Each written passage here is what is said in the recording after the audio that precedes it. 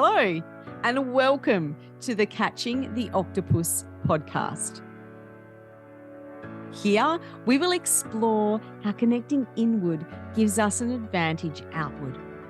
We openly talk about the obstacles and challenges and difficulties that life throws our way and how they become moments of gratitude and things that can benefit us when we look back on our lives. I'm your host, Naomi Hurley, and it is my mission to bring you top quality guests that will share with you openly their obstacles and also the techniques they use to go inward that strengthens the way that they serve themselves and others at the highest level. Thank you for joining. Let's get started. Welcome to this episode of Catching the Octopus podcast. Today we have Amy with us. Now, Amy is an emotional intelligence and human behavior specialist. She's delivering emotional intelligence programs, keynotes, and workshops across Australia and on the international market.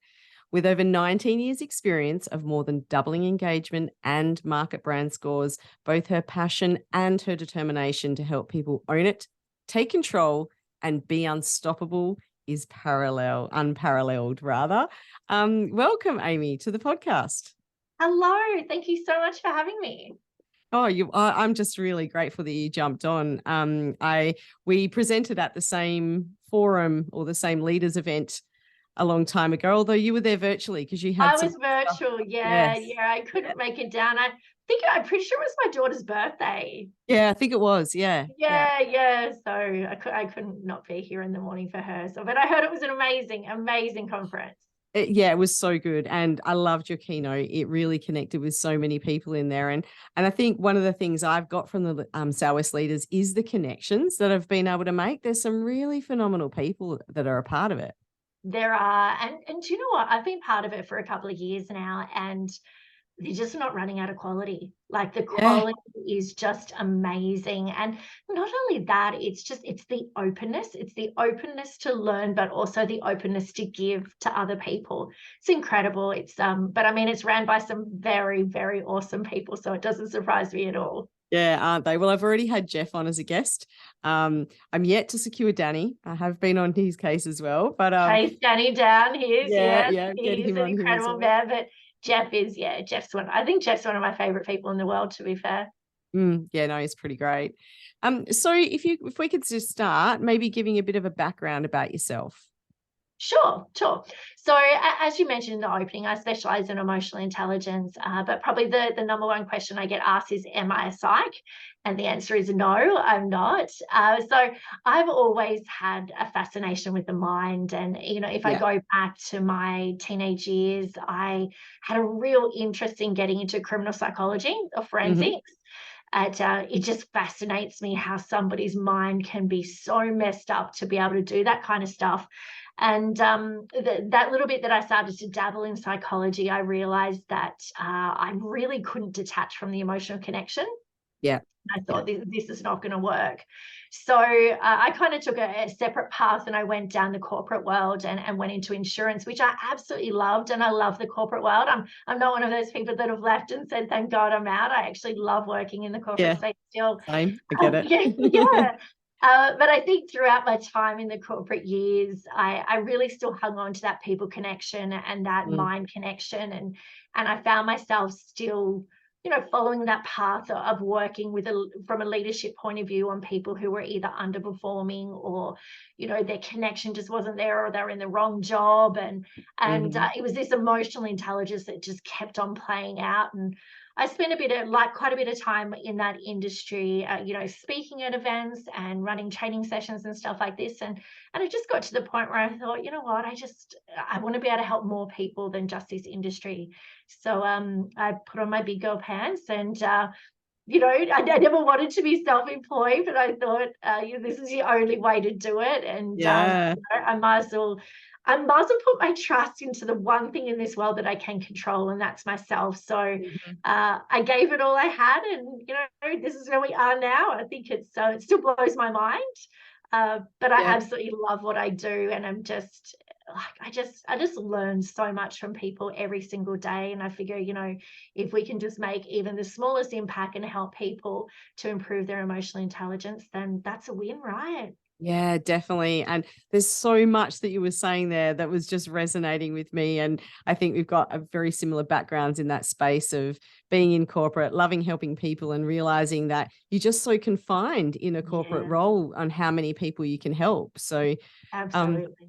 and I mean, some of your messaging is just great. I work a similar space. Emotional intelligence is one of them. I don't probably specialize as much as you do in that area, and it all just hits the mark. So I think as well with the leaders, some of the people I spoke with, they've even connected with what you're saying. And I think that's the key, right? There's all these people have all these messages, want to go out on their own or forced Yeah, to because they feel like they need to help people, but they don't always hit the mark. yeah. And I feel like you've hit the mark. You've got a way that communicates really openly and honestly with people and really engages them. Yeah. Oh, thank you so much. That's so nice of you to say. Like it means a lot to me, I think, to get that connection. And I'm all about the real side. I think that Mm, too often we kind of put on that exterior that we think we need to be. And I probably found that working in corporate world that there was always kind of, a blueprint of how things are supposed to be done. And people mm-hmm. tried to become that blueprint, thinking that was the way to success. And I know when I first went into business, I reached out to a lot of people and went and joined groups and stuff like that. And I heard a lot about what a speaker should look like and what a speaker should do. And I think that's just that side of me that's like, well, no, like Yeah. why do I have to do that? I'm going to do it my way. And I Yeah. don't think you realize like we all know we're not for everyone, and that's okay. Mm-hmm. And believe me, I don't get it right every time. Like that, there are just so many times I think where I don't get it right, and I still am that person. Like many people out there, that I have my imposter syndrome moments. I have my Yep. moments where I just stew over something I've just delivered, going, "Oh, I wish I had said this, or I wish I had done that." And but I think I've just got to that comfort level to say, this is who I am. And, if I can help someone, then fantastic. If I'm not the right person for them, then that's okay as well. Mm, And I think, heading into all of my programs, as I say to my clients, when you've got a full room full of people, all I'm looking for from every person out of that whole day is just one moment where I can see their mind or their face go, oh, mm, okay, or that holy shit moment, or, I yeah. get it, and if I can get at least one from everyone in the room, then I'm done. At like that, you've done your job. It's Yeah. good. So that's kind of what I aim for.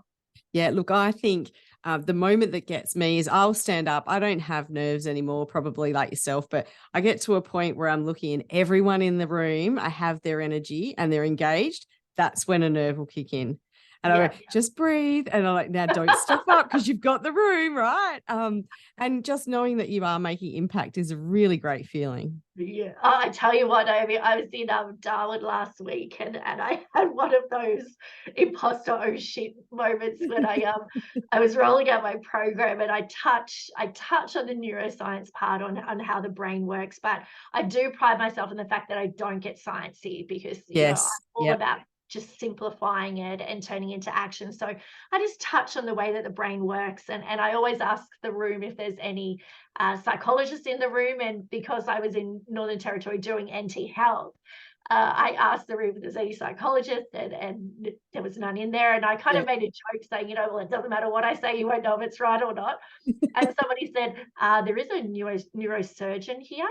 At that moment, my heart went, so here I am, dumbing down the way that the brain works to a brain surgeon. That's awesome. And I just had to make a joke of it. I'm like, this just Yeah. doesn't feel right. So, but I did say to the room, I said, look, if you want to know the real stuff about the brain or anything in detail, please have a chat to him at lunchtime. Yeah. But let me just dumb it down and simplify it for you right now around emotion. So Yeah. I think we always have those moments. Yeah, and I think there's some people that do like to know the nitty-gritties, but most people just want to get a bit of a feel for it, really. So I love how you do that. I'm kind of a bit similar myself. Like, I'll pull out a few serotonin, dopamine, the big words that people connect with, but really they just want to know what's the human side of it. And I think that's kind of how you deliver it. And one of your catchphrases is like owning your shit. And I really loved that, right? And just making it about real things. Like, we're going to fall, we're going to trip, we're going to make mistakes. What do you do from there instead of trying to make this perfect world? Yeah, it is. It is. And I think that, that's where my whole book came from as well, because, I'll get some questions. I'll have some people contact me that say, I've studied this and I've read all of these books on neuroscience and I can't wait to read my book. And I straight away say to them, my book isn't for you. Like, my book is not an academic book. It is for people that won't sit down and read those neuroscience books, that, that find them boring or too much. And it is about making it reality. And probably one of the biggest catchphrases I say in my programs is showing people how contagious emotions are, and the intensity of the emotion is what makes it more contagious, right? It doesn't matter whether it's negative or positive, whatever is more intense. But again, saying to them at the same time, even though our emotions are contagious, please don't ever be one of those fake positive people, because no one likes fake positivity. And I think that's, a lot of people think emotional intelligence is about bouncing off walls and having a great day every day. And I'm the first person to say, I love what I do, but I still have shit days. Yeah. And it's going to happen, and that's okay. It's Yeah. okay to have a shit day or have a shit moment. So it's about keeping it real. I like to keep it very real. Yeah, well, I'm going through some stuff at the moment, as probably most people are. And when people are asking me, oh, how are you? I go, today I'm okay. Yesterday I was shit. Right. Yeah. Or today's not a great day. And it's funny because the people that are used to me being open and honest about it accept it. But then there's other people like, oh, what do I do now? They're waiting for me to go, I'm great, thanks. Because that's what we're primed to do, aren't we? Yeah. And it's okay. I like to say, when we talk about emotions, that for one, there's no such thing as a good or bad emotion. It's all about the appropriateness and the intensity level. But I think too, like, it is okay to say that you're not having a good day, but don't unpack your bags and stay there. So feel the feels, know how to process the emotions, take the learnings from it and the lessons, but also, most importantly, know how to move on. And I think that's where we get stuck in conversations, because, you're right. We've programmed ourselves to always be great. And the amount of times that you hear people like who are literally sobbing in front of you and not good, and they're like, I'm okay. And I'm like, you're not. You're not okay. And that's okay. So let's talk about it, process it, and then help you to be able to get out the other end of not being okay. Yeah. And the side of me, so I do corporate work and I do some therapy work as well. And the clients that I see in that therapy space are usually people that have pushed their emotions down, not given them space, and then it's manifested as something else in the body. Right. So the body will let it out, whether we sit there and we do it the hard way, or the easy way, really, when you think about it, and just move it through, or it turns up somewhere else. Yeah, it's that pressure cooker moment, right? It's like just the compounding of emotions. And I was saying to a friend the other day, she was trying to really hold it all in. And I said to her, whether you like it or not, these emotions are going to come out at some point. So you can either choose for them to come out now and deal with them and process them, or know that they're going to come out in the future, probably when you last want them to, and they're going to explode. So it's in your best interest to actually process it and feel it now, rather than some random time in the future. So what would you recommend for someone that is, going up, maybe made a big mistake in front of a group of people? Because that can be embarrassing, right? And as soon as embarrassment comes in, a whole heap of emotions follow that. What would your best recommendations be for them on how they can just process through that? Oh, so no, I don't know if you saw my post. I did actually. That's where I was coming from. Once I said, like, oh, you know what? I get it wrong. I get it wrong. And as you would have seen it at my session last week, the same one in Darwin, I announced the wrong winner. Yeah. And it really was a Miss Universe kind of moment because I built up the suspense in the room. Like I'd gone around to every group and like told them what they did well. And to the point when I was about to announce the winner, like everyone in the room was doing like drum roll on the table. And I'm like, and the winner is. And usually I would point to the group. And this time, I don't know why, this time I kind of flicked in my notes and I said, table 5. And then when table 5 erupted, I realized they're not the winner. And the other judges up the back kind of looked at each other and they were like, what has she done?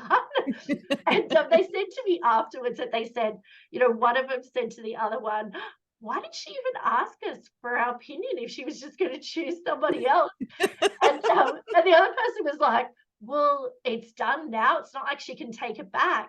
But I said, absolutely, Yeah. you can right the wrong. And I think that I'm a big believer in calling the elephant out in the room because Yep. there are going to be times when we get it wrong. Sometimes when we get it really wrong. And if we try to cover that, everyone knows. Like, and if they don't outwardly know, they're questioning what you've done. So I knew in the room that the group that I'd announced it to was not the standout group. They were great, but it was not the standout group. Yeah. So sure, I could have left it and said, yeah, they're the winners, but they didn't deserve to win, to be fair. Yeah. Like they weren't the best empathy idea in the room. And I could see the way that I provided feedback too had not built up for them to be the winners either. So for me, I'm huge on, I think one of the most emotionally intelligent things you can do is to own your mistakes. And yes, it's embarrassing, it is, but I actually think you stew over it less if you do own it up. So in that moment, I instantly called it out before it was too late, because I think the longer you leave it, the harder it is. So I instantly went, oh, like, this team was actually the winners. And look, they handled it really well. We had a bit of a joke. We had a bit of a laugh about it. And I voiced what was happening in my head. And I think this is where we can do it better, in that if we voice what's happening in my head, like in my head was saying, I can't believe I just did that. How embarrassing. And that's exactly what I voiced. I said to them, I cannot believe I just did that. I am so, so sorry. Like, I'm truly embarrassed. Like, that is poor form of me to do that. But so often when we make a mistake, in our head, we try to justify and try to make out like it wasn't us, it was, something else. And straight away, even in my head, like I was ready to blame my notepad. Like I didn't flick back. I flicked back to the wrong page. At the end of the day, it wasn't anybody's fault except mine. And I think just to be able to say to people, and usually what I teach to people too, in those moments where you attempt to be emotionally intelligent and you don't get it right, the best thing you can possibly do is turn around and say, you know what, like that didn't come out right, or I didn't do that very well, let me try it again, or this is what I meant to do, or this was my intention. But the more that we try to stick to our mistake and justify it in our head and then justify it in other people's head, all it's doing is putting up a defense mechanism and a barrier against the two of you. And that other person is going to want to prove to you that you're wrong while you're trying to defend the fact that you're right, even though you know you're wrong. So it's a vicious circle. But yeah, the best thing we can ever do is just to instantly own it. And if you don't get the chance to instantly own it, then it's never too late. You can still go back a day later, a month later, and like even I'll give you a little, obviously no names, but the session that I was on last week, it was 2 different days. And I didn't realize that in these 2 different days were actually partners. So male and female who are partners at the moment. And in the first day, the male partner was in my session. In the second day, the female part. And she came up to me at the beginning of the second day before she was about to do my session. And she said, my partner came home last night and said, he just sat me down and said, I need to apologize to you. Like, this argument or fight that we had 6 months ago. She couldn't even remember it. He had to remind her what it was. Yeah, right. It would mean anything to her. He goes, I have just learned today how wrong I was in what I said and the way that I said it. And I'm like, it's never too late, right? It is never too late. So she hadn't even done this session and she's looking at me going, thank you. But thank you. It doesn't matter what I get out of it today. Thank you for helping him. So it's nice. Yeah, and I think sometimes I had an interview this morning actually already, and one of the things that came up when we were talking as well is sometimes it's nice to show people we're human. You know, when we're in front of a room and we're speaking and it can seem like, oh yeah, they just know it all. It's all theory. But when we can actually show it in practice, I think it has a greater impact on the room. I've heard that in quite a few sessions. I think one of the biggest I heard is I was running a different program in a different company I was running a few years ago, and I think it was all about helping women to really find their inner strength. And we dug deep in a lot of different areas, and it wasn't until the fourth or fifth session that I actually broke even talking them through it. And as soon as I broke, one of the other ladies said, it is so nice to see you a human, Amy. Yeah. And that's huge, right? Like just to know that, like, anyway, for her, like it changed our relationship between the two of us. And I think this is why, I use slightly different language in my sessions as well. And I know I was running a session beginning of last year, for a government organization, and their culture look was really, really tough. Yeah. I ran a session with the exec leaders already, and then I ran a session with all the team members, and the tension, even when I walked in the room, like you could see they were ready to defend. They were ready to tell me why, they've done all this kind of stuff before, and it's not us, it's the leaders, it's this. Yeah. And I dropped the shit word just before lunch, and it had been like a challenging conversation up until then, and I dropped the shit word in something, and one of the ladies came up to me and at lunchtime, and she said, do you know what? I wasn't sure about you this morning, but it all just flicked over for me as soon as you dropped the shit word. She said, I thought, she seems real. I'll listen to her. I'll give her a chance. Yeah. In just that one word. But I think that's what people are looking for, though. They're looking for relatable. So gone are the days where you stand up in front of a room and you have to be completely perfect. And I think, there's a spectrum, obviously, that we're on, but there's some people that are one end of the spectrum that are just way out crazy. And if that's their personality, that's fine. Yeah. But that can sort of not always engage everyone. And then you've got the stiffly end. But if you can come in, and this is not just in presentations, I think this is in leadership and life. If you can come in and own your quirky and just come in that space, then people are going to connect with you a lot easier and a lot more, I reckon. It's looking for that connection as well. Like, I like to know the group that I'm walking into. So, for instance, if I'm walking in to run an emotional intelligence program for some FIFO miners and engineers that have just come in and they've just come off like a really long shift, and I'm about to roll out a program for them, then I would take into consideration the way I dress, that, the language that I use, as opposed to if I'm going into a, APAC managers region conversation. And I think it's knowing the difference and finding that connection with people. And I aim to do that. It's probably why I attempt to throw a bit of humor into my sessions as well. And it's usually a good measure for me. My first couple of things that I throw in, if I get a laugh, I'm like, okay, we're good. If I don't get a laugh, it's like, okay, Amy, how are you going to adjust your style so that they can actually feel connected? So I think it's really important to be yourself. And I'm always my crazy lunatic self. And, I don't apologize for being who I am. I think I say to people, I'm easily excited. I love to talk a lot. That's who I am.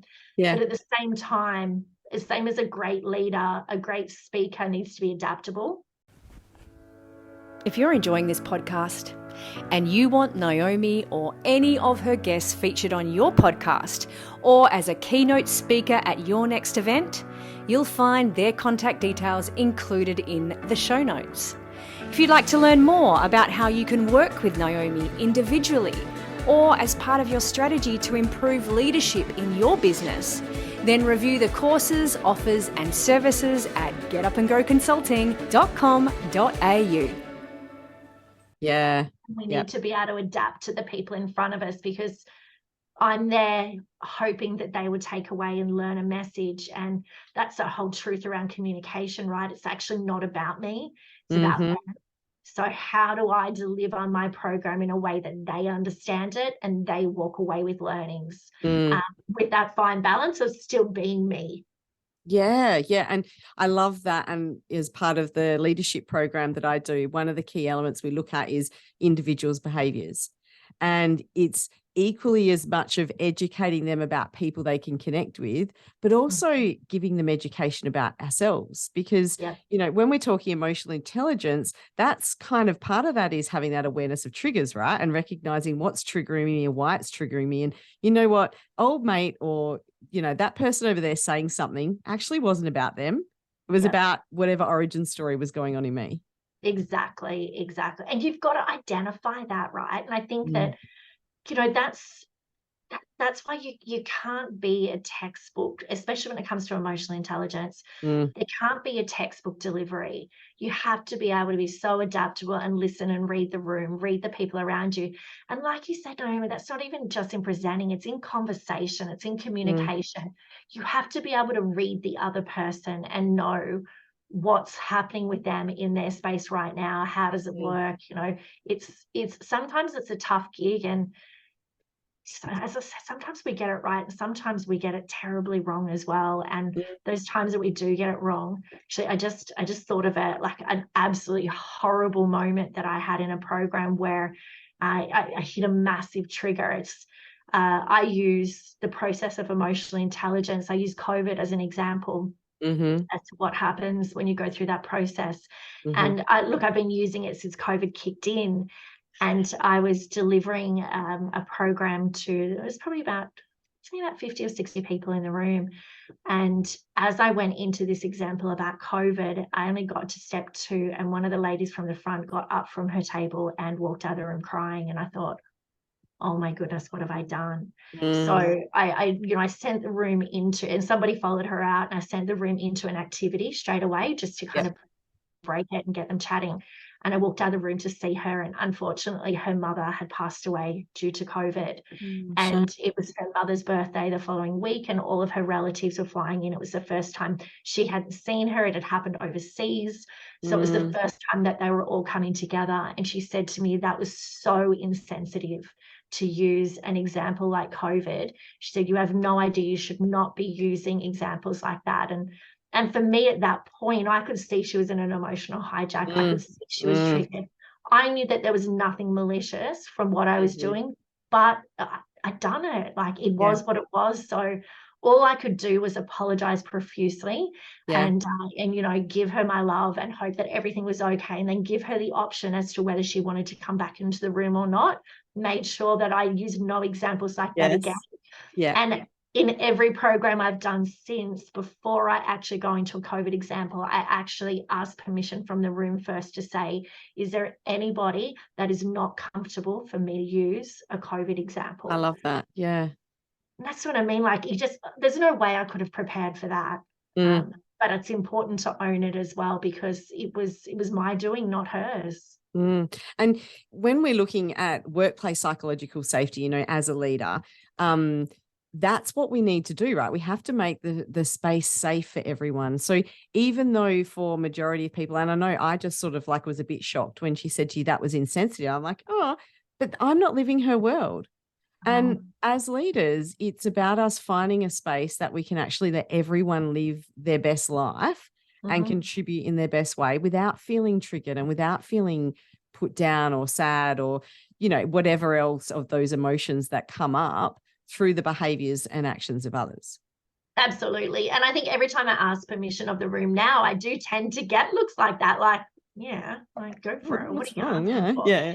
But they don't know the context of that, and it just gives me comfort, I think, and it helps me to feel okay about that situation that did occur, because my learning from it was exactly what you said. You just don't know what's happening in other people's lives, so you do need to be careful. And I will always ask my clients, is there anything that I need to know about before I walk in that room? Is there any, big things that are happening in that team? Because you don't know what's going on in other people's heads. But it's my job to be considerate, and it's my job to make sure that they feel that psychological safety as well. Well, that's how they're going to get more they're going to be more receptive to the material, isn't it? I mean, that's the end game, is to change lives. Exactly. And you can't change lives unless you understand the lives first. Yeah, no, very true. So there's a few questions that I tend to ask all of my guests. I believe, and we've talked a little bit about obstacles, which is probably in line with emotional intelligence. But sometimes when we have those obstacles and we overcome them, that's where we get to strengthen that connection inward, right? And give us that space of retrospection. So what's the biggest obstacle you've had to overcome, Amy, and how did that strengthen your connection inward? Yeah, I would say probably my two biggest, oh gosh, I can think of so many now. Yeah, I know, right? I know. Once I start going, oh, what about this? Oh, what about this one? I found that when I went into business for myself, I was, and still sometimes I'm so ingrained in the Monday to Friday, 9 to 5 working hours, coming from corporate world. And even just like, let's be honest, not even switching off at 5, just keep on going. Yeah. And I think it was a huge obstacle for me to get past, in that I felt like from Monday morning, like at 8:30, 9 o'clock, I had to be sitting down and doing work. Yes. And that was hard, right? Because when you set up a new business, sometimes you've done everything you can possibly do and you're just waiting. You've got to wait for those queries, especially in the early days. Yeah. So I think I was really challenged with that. But and on top of that too, it was the definition of success that I had created in my younger years as well, which was very materialistic.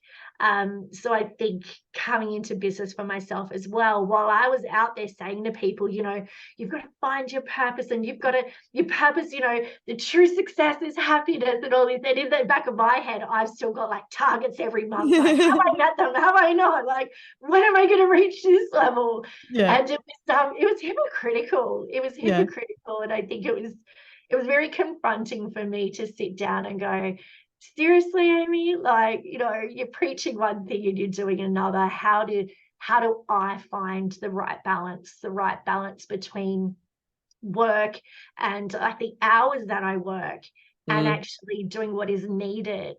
And also, what does success look for me in my business? Because it shouldn't, same as what I say to everyone, it shouldn't be a materialistic thing, or else you're going to be disappointed. It's that, I guess it's the enoughness for me, which is that it was that battle for a long time. And like I'd say, it took me a good couple of years to work it out. I tried a few different things, and I'm all about trial and error. I know that, like, I tried going, okay, I'm going to work a 4-day week, because there's a part of me that was, I was reading an article about, everyone going to 4-day weeks. And I'm like, oh my God, that would be amazing. I wish they did that when I was, and then I went, hang on, I'm running a business. Like, if I could do this, I could do a 4-day week. But yet again, I was still confined within those boundaries of the traditional workplace. So I said, okay, Monday, like, I'm not going to work from now on.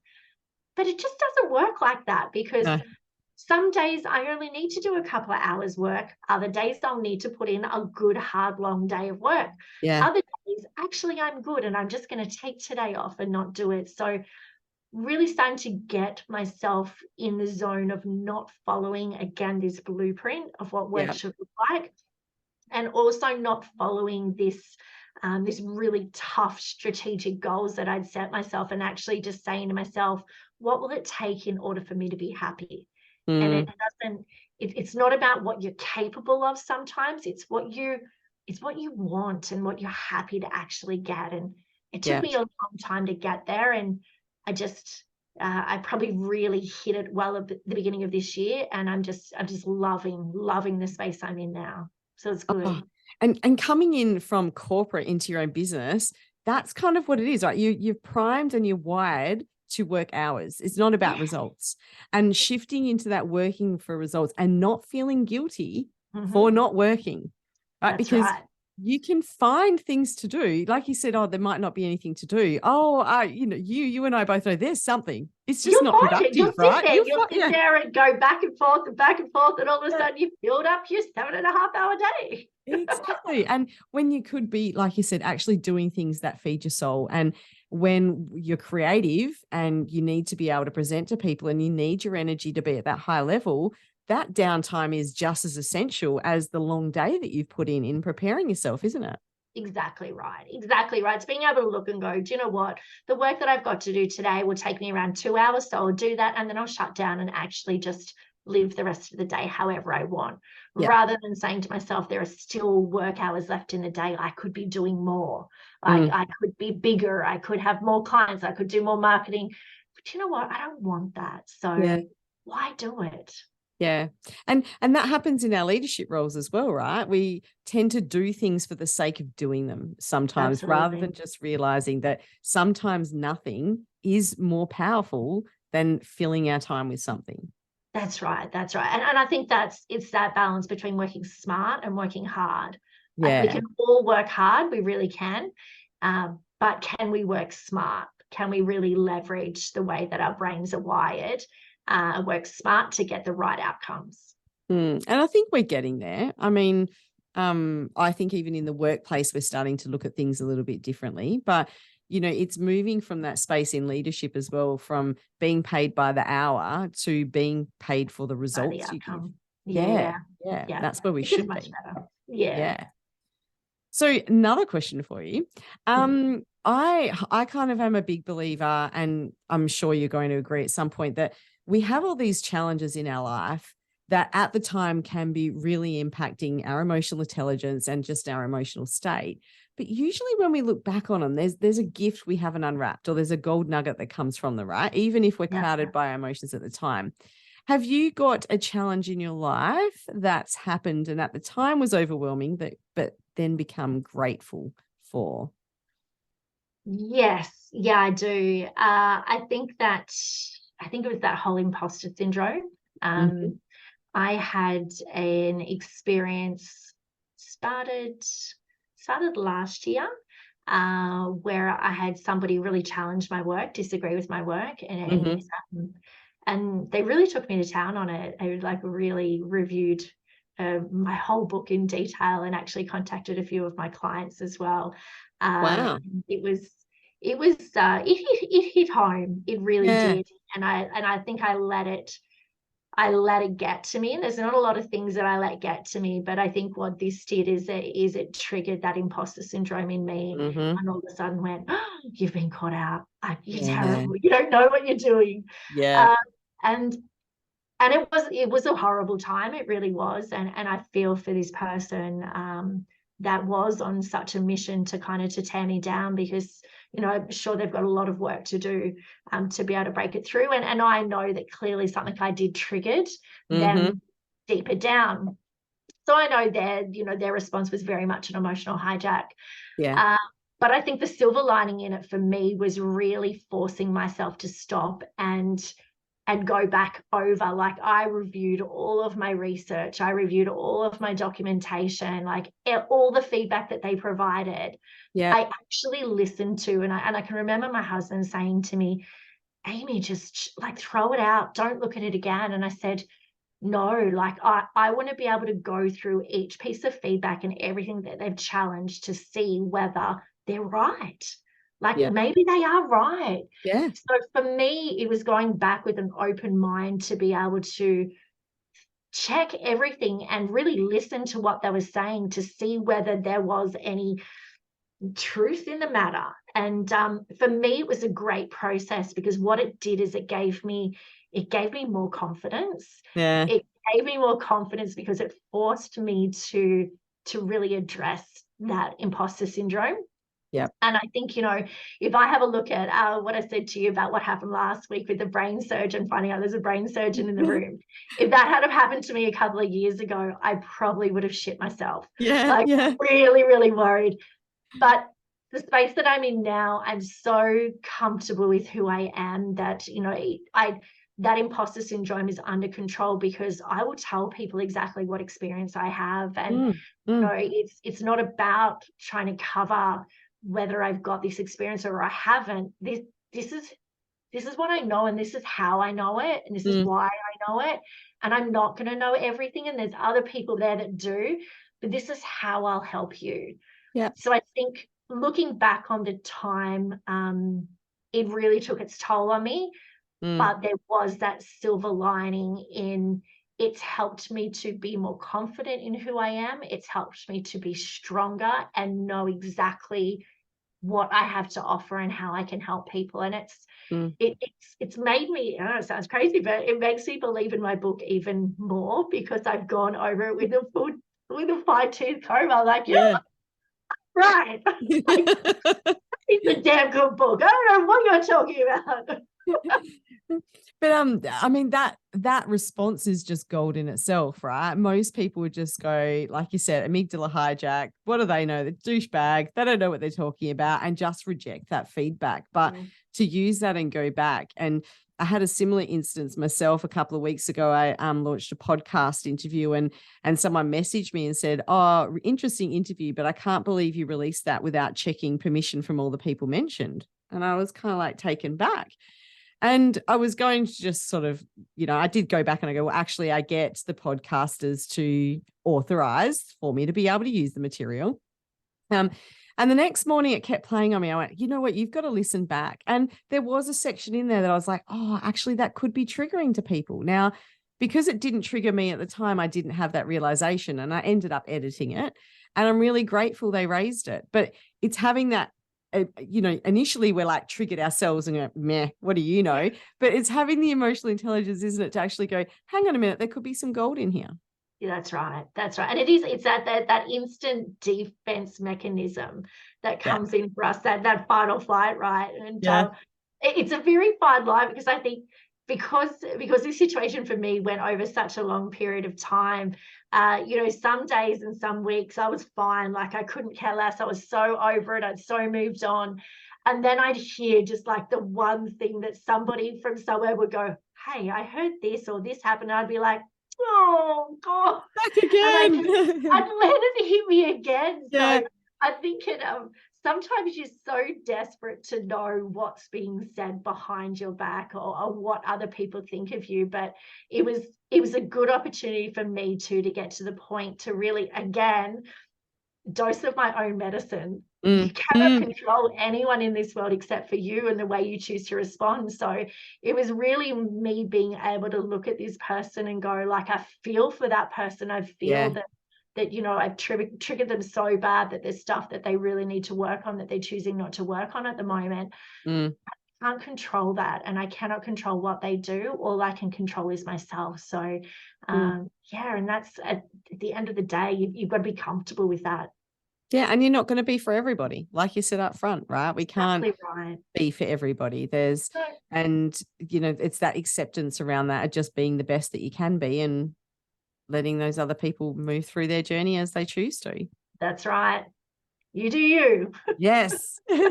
So last question here. What daily, weekly, monthly practices do you do that strengthen your connection with your inner self? Do you know what? I'm not one of those people that has, like a routine or anything. I think that sometimes I think I purposely try to push back on some of those. Yeah, nice. I think that's that whole recipe, right? Where people say, get up early and do this and do that and exercise every day. And I know, like, there's so many health benefits to all of those things. Oh, of course.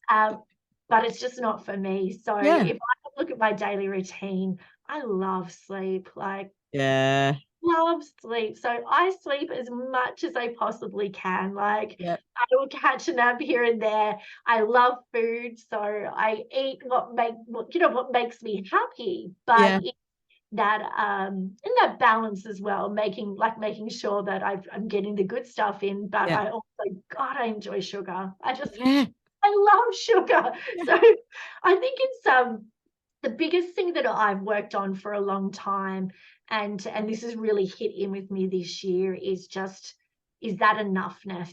And I think that, you know, having those lists and having those structures and those routines, and I get it, they work for some people and that's amazing. For me, I have to challenge myself and say, yes, that's great to do it each day or great to do it each week, but when will it ever be enough?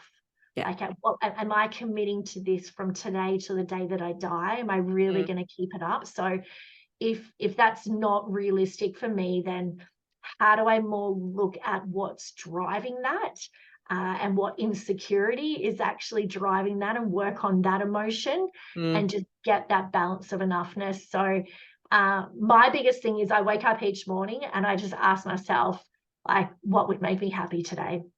Yeah, I love it.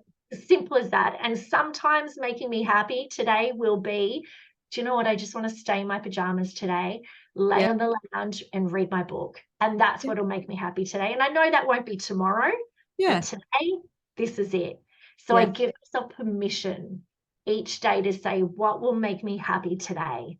If I get to the end of the day and I've done this, will I be happy? Yes, great. And to me, it's about living in that moment and in the now, rather than worrying about, oh, I'm losing time, or, you know, I'm losing opportunity. Actually, I'm not. I'm just living. I'm living. Yeah. So yeah, I love that. And that comes back to the whole, I mean, that's a whole new podcast, but around that mindfulness, isn't it? And being in that space. And they're the little things that help strengthen your emotional intelligence, because they can help you anchor back to now, rather than going into that future self that causes the anxiety, or the past self that causes the guilt, or wherever you're kind of sitting in. Yeah, well, that was reading 4,000 Weeks earlier on this year was a huge game changer for me. It was the right book at the right time for me to read. And it really hit home to me when he spoke about that fact that we're always kind of in practice and learning to be that future self that will actually never get a chance to be, because you know what? We're all dying. So I think that was reality to me, you know, when he spoke about the minute we're born, we're practicing and learning to become a baby, and then to become an infant, and then to become a child, and then to become a teenager, and then to become an adult. But at what point during our adulthood do we actually get to the point where we stop and we go, oh, I've made it. Now I can live. And he jokes about the fact that, is it 70? Is it 70 when we retire? And does that mean that we spend 70 of our years in practice, in learning, only to live, like, on average another 10 to 15 years? And what quality of life is that then as well? So huge wake up call to me, just to say every day, to ask myself, how do I live today? What And makes me happy today? If I've come across people that are 70 and retiring and they've never stopped to smell the roses along the way, chances are they're not stopping at 70 either, right? They're going right through and then they never have that opportunity to actually go, wow, this is what living's about. Yeah. And so often, I know it's terrible to say, but so often when those people do eventually stop, it's when they die. Yeah. Because their body's kind of in such shock. It's like, oh, what do I do? So I think, just rather than making those lists of what I haven't done yet and what the future me wants to achieve, I've kind of reversed it and looked at it and said, what has the me now achieved? And that's so refreshing to be able to look and go, what have I achieved to date? Because it's pretty cool. Like, my life is pretty cool. And how do I just make the most out of every day, the things that actually matter to me? Yeah. Yeah, no, I love that. I reckon that's great. And so you did start saying, I don't really do anything every day, or a routine, but I feel like that's a routine without being in a routine, right? It is really, it's that question. Yeah, you create it as yourself, whether it's the first thing in the morning or whether you've had breakfast and you go, right, what makes me happy today? So it's still something, I suppose, that is unique to you, that gives you that space to just be. Yes, just to be me. And I think it's perfect. Yeah, it helps. It helps. It changes your day. Yeah, definitely. So if anyone wanted to reach out to Amy, if they wanted to book you for a keynote or just wanted to just connect and have a bit of a chat with you, what's the best way for them to get in contact? Oh, they can find me on any social media platform. But I'm mostly active on LinkedIn. So LinkedIn is always a good place to find me. Or you can head to my website, which is amyjacobson.com.au. And all my contact details are on there, my email, my phone number, everything. And if you can't already tell, I love to have a chat. So I encourage anybody to contact me, to email me, to just have a chat. I think that's, I love it. Yeah. People, right? And look, Amy's posts give so much value as well on LinkedIn. So even just go and connect and follow her and just be inspired by some of the stuff and have a laugh at some of the stuff.